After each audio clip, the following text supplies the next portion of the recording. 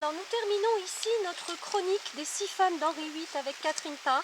Catherine Parr, c'est sa dernière épouse, elle survit au roi. Lorsqu'elle rencontre le roi, elle est déjà veuve et elle n'a pas d'enfant.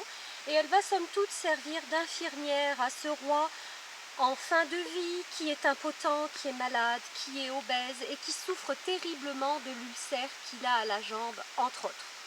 Alors Catherine Parr, elle va être heureuse en réalité au décès du roi, parce qu'elle va pouvoir à ce moment-là épouser l'amour de sa vie, Thomas Seymour, avec lequel elle rêvait de vivre, et le décès du roi va lui permettre ça. Catherine Parr, c'est une femme extrêmement belle, extrêmement posée, extrêmement intelligente. Elle vient apaiser le roi après les années qu'il a vécues avec Catherine Howard, qu'il avait de nouveau trompée.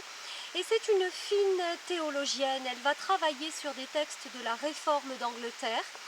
Et elle va produire des écrits qui nous sont parvenus, une correspondance extrêmement intéressante qui nous montre à quel point cette femme-là était instruite et était lettrée. Avec Thomas Seymour, elle va avoir le premier enfant de sa vie, une petite fille, Marie.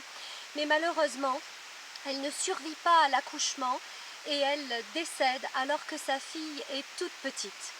Catherine Parr, c'est aussi la femme qui s'est occupée des enfants d'Henri VIII, qui a réhabilité les rapports entre le roi et ses deux premières filles, Marie Tudor et Élisabeth Tudor, qui deviendra la grande Élisabeth d'Angleterre.